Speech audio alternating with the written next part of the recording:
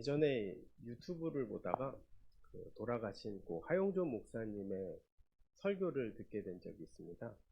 그분이 이제 여의도 순복음교회에서 이제 설교를 하셨었는데요. 그 설교를 통해서 하시는 말씀이 참 놀라웠던 거는 바로 그분이 그 설교를 하러 가기 전까지의 과정이었습니다. 해외에서 집회를 하셨대요. 그리고 비행기를 타고 대한민국으로 돌아오셨죠. 그런데 돌아오자마자 하신 일은 바로 신장을 투석하는 일이었습니다. 그래서 신장을 투석하시고 4시간 동안 신장 투석하신 후에 그 순복음교회에 가셔서 하나님의 말씀을 전하셨다고 이야기를 들었습니다. 또 말씀을 얼마나 담대하게 전하셨겠습니까? 그걸 보면서 제가 느낀 거는 어떻게 저럴 수 있을까라는 생각이었습니다. 아무리 하나님의 말씀을 전하는 일도 중요하지만 어떻게 저렇게 자기 몸을 혹사시켜서까지 어떻게 보면 저렇게 몸이 안 좋은 상태에서도 어떻게 저렇게 말씀을 전하기 위해서 저렇게 과도하게 스케줄을 잡을 수 있었을까라는 생각이 들었습니다. 사실 만약에 제가 그 입장이었다면 아마 그렇게 스케줄을 잡지 못했을 거예요. 그분이 신장 투석뿐만 아니라 수많은 병치레도 많이 하셨기 때문에 그걸 많이 본 사람들 입장에서나 그 주변 사람들이 봤을 때도 아마 말리지 않았을까 싶습니다. 그럼에도 불구하고 그분은 하나님의 말씀을 담대하게 전했다는 것이죠. 그럴 수 있었던 이유는 결국 하나님을 알았기 때문이고 또 하나님에 대한 열정이 넘쳤기 때문이고 주를 향한 사랑이 분명 있었기 때문이라는 것이죠. 물론 우리가 다른 시각으로 볼 수도 있고 여러 가지 생각으로도 알 수 있겠지만 그럼에도 불구하고 하나님의 말씀을 끝까지 전했다라는 것입니다. 힘들어도 어려워도 또 두려워도 담대하게 전했다는 것이죠. 그분이 왜 그렇게 할 수 있었느냐? 바로 하나님을 향한 시각이 변화가 있었기 때문입니다.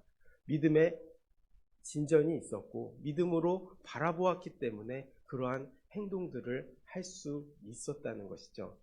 우리도 사도 바울, 오늘 말씀의 사도 바울도 그렇지 않았나 생각합니다.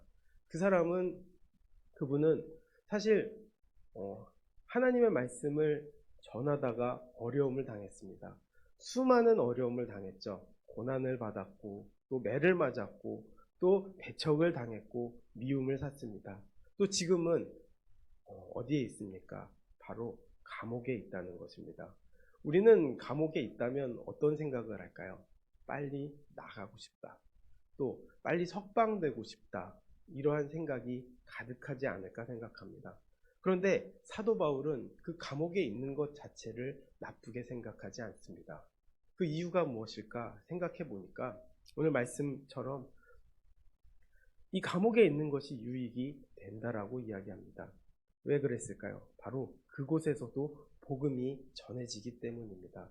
복음을 전할 수 있었기 때문입니다.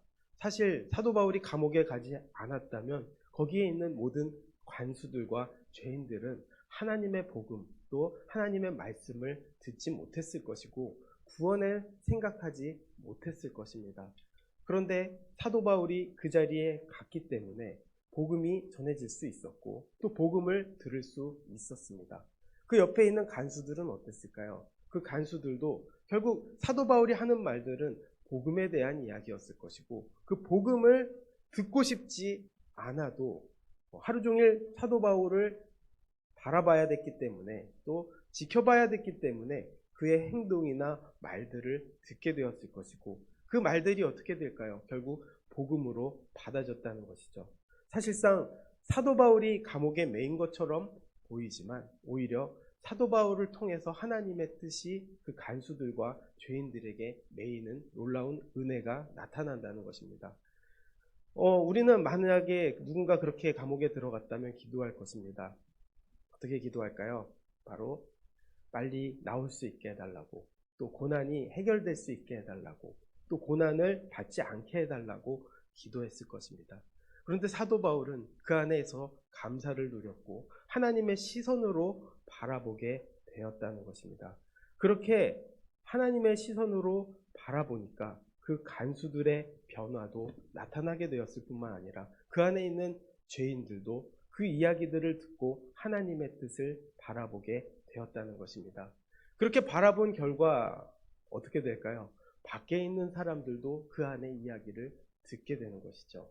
그 이야기를 듣게 되었더니 결국 그들에게 새로운 도전이 되었고, 또 그들 역시도 밖에서, 아니 사도 바울도 그 안에서 하나님의 말씀을 잘 전하고 있고 열심히 전하고 있고 최선을 다해서 전하고 있는데 지금 감옥에 있지 않는 우리는 그럼 어떻게 해야 되는 것인가? 훨씬 더 자유로운 상황에서 하나님의 뜻을 전하게 된다라는 것이죠.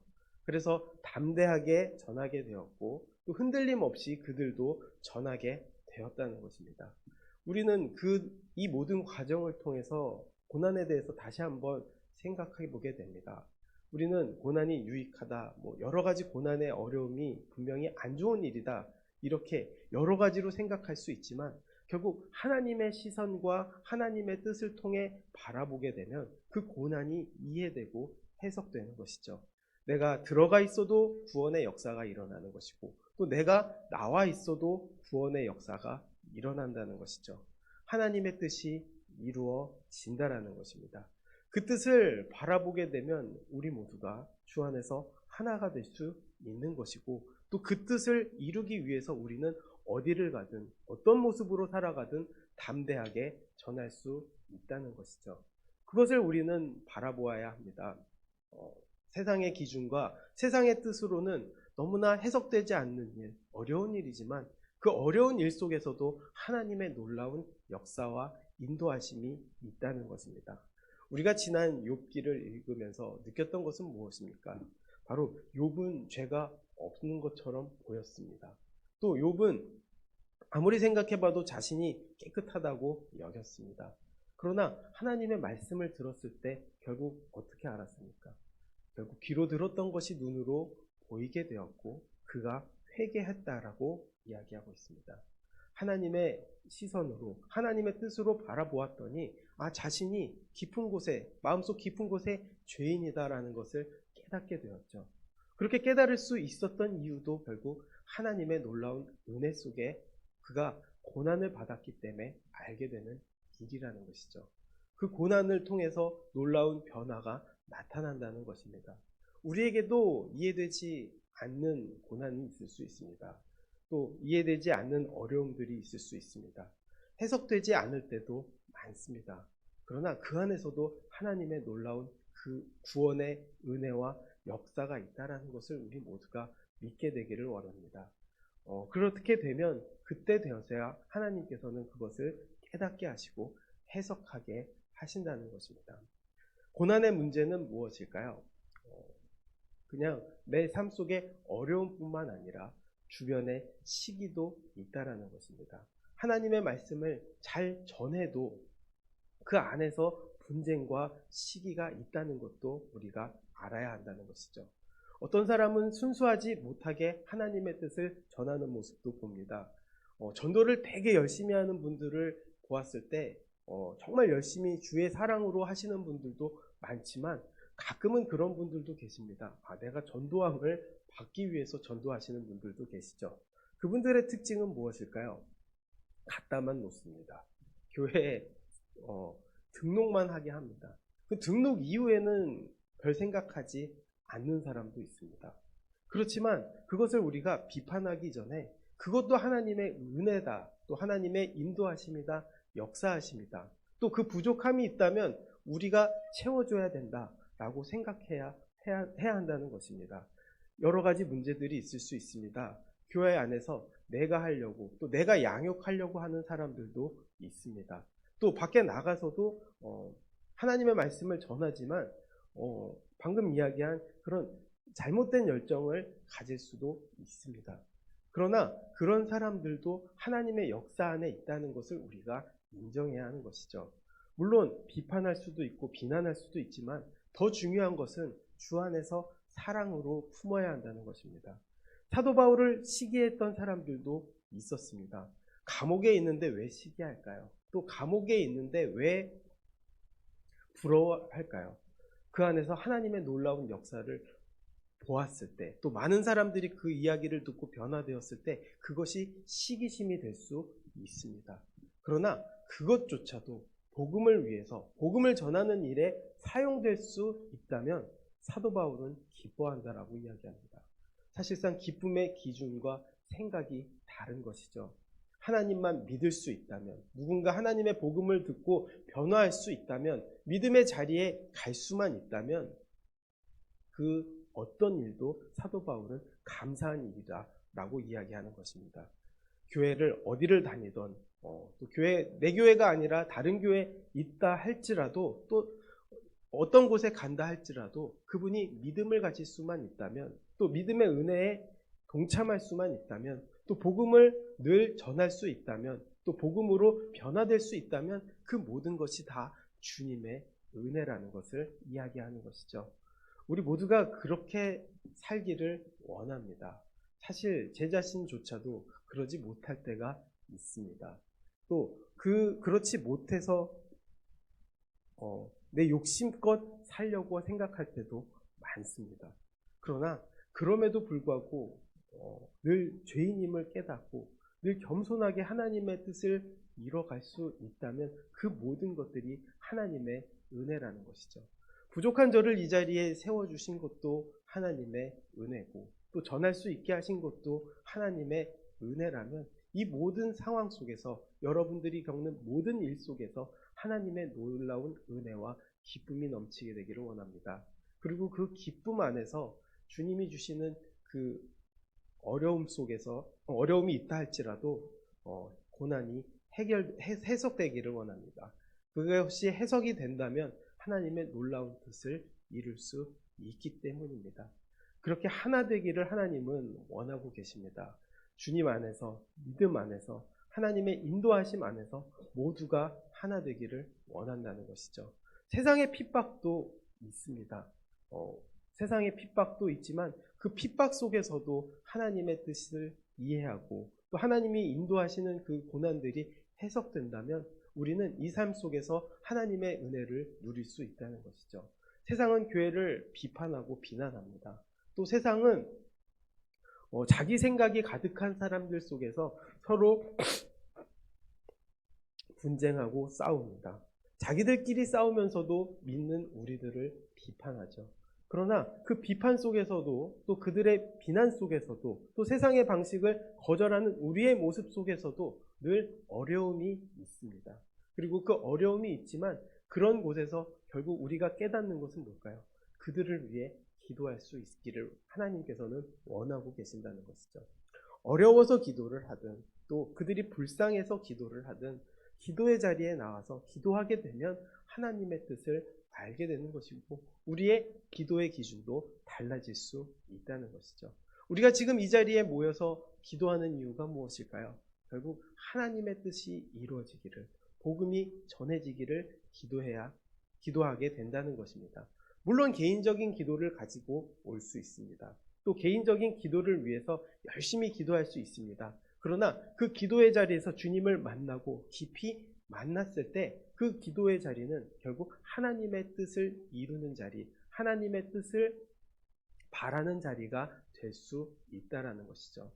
우리가 한나의 기도를 봅니다. 한나가 처음에는 자신의 억울함, 아들을 낳지 못하는, 또 아이를 낳지 못하는 그 억울함 속에서 기도를 시작했습니다. 그러나 그 기도의 자리에서 주님을 마주했을 때, 또 기도의 자리에서 이런 이야기 저런 이야기, 엘리 제사장의 아이들의 이야기를 들었을 때 결국 어떤 기도로 바뀌게 됩니까? 결국 잠깐 기도한 것이 아니라 열심히 기도했더니 이게 하나님이 나와 같은 심정으로 이 땅을 아파하시는구나 라는 것을 깨닫고 자신이 아이를 낳게 되면 그 아이를 누구에게 바칩니까? 하나님께 바친다고 이야기합니다. 그리고 그 아들이 바로 하나님께 쓰임받은 사무엘이 되었고 그 사무엘이 하나님의 뜻을 이룬 사람이 되지 않았습니까? 결국 기도는 그렇게 변하게 된다는 것이죠. 우리가 어떤 마음으로 오든 결국 하나님을 깊이 만나면 하나님의 뜻을 알게 되는 것이고 우리의 고백이 하나님이 원하시는 고백으로 바뀌게 된다는 것이죠. 결국 그 사랑을 알고 또 교회 안에서 우리 모두가 하나 되었을 때 결국 외부의 문제 때문에 기도할 수 있게 되는 것이고 또 우리 안에 내부의 문제가 있을 수 있습니다. 교회 안에서도 여전히 문제가 있지만 그 문제를 통해서 다시 기도할 수 있게 된다면 주님 앞에 올 수 있다면 또 주님을 붙잡게 된다면 이것이 다 하나님의 은혜라는 것이죠. 우리는 그 기쁨을 누릴 수 있게 되기를 바랍니다. 하나님이 주신 시선과 하나님의 시선으로 바라보고 하나님의 마음으로 품을 수 있는 넓은 마음을 갖게 되기를 바랍니다. 좁은 생각으로 올 수 있지만 그럼에도 불구하고 넓은 하나님의 인도하심이 있음을 믿게 되길 바랍니다. 그것을 바랐을 때 고난 속에서도 기뻐할 수 있고 어려움 속에서도 기쁨과 은혜를 누릴 수 있는 것이고 결국 마지막에 우리는 큰 기쁨과 주님과의 늘 함께하는 하나님 나라에서의 동행이 있음을 우리가 누리게 되기를 원합니다. 그리고 이 안에서도 누리게 되기를 바랍니다. 우리 모두가 주님 안에서 이해할 수 없는 어려운 상황이 있을 수 있지만 그럼에도 불구하고 그것이 주님이 주신 은혜이자 기쁨임을 깨닫고 믿음으로 달려나갈 수 있는 우리 모두가 되기를 주님의 이름으로 축원하겠습니다. 기도하겠습니다. 사랑과 은혜가 많으신 아버지, 우리는 이 모든 상황 속에서 하나님의 사랑이 있음을 압니다. 또 하나님의 기뻐하심을 압니다. 또 어려움 속에서 같이 슬퍼하시는 하나님을 압니다. 하나님, 그 하나님을 알고 하나님의 뜻을 따르게 하여 주시며 또 주님의 시선을 가지고 세상을 바라보게 하여 주시옵소서. 믿음의 시선을 가지고 사랑하게 하여 주시고 또 어려움 속에서도 주님의 인도하심과 함께하심을 믿고 달려가게 도와주시옵소서. 그 안에서 우리가 늘 기쁨이 넘치고 은혜가 넘치고 사랑이 넘칠 수 있게 도와주시며 우리 교회가 그 역할을 감당하는데 하나님 사용하여 주시옵소서. 모든 영광 주님께 돌리며 예수님의 이름으로 기도드렸습니다. 아멘.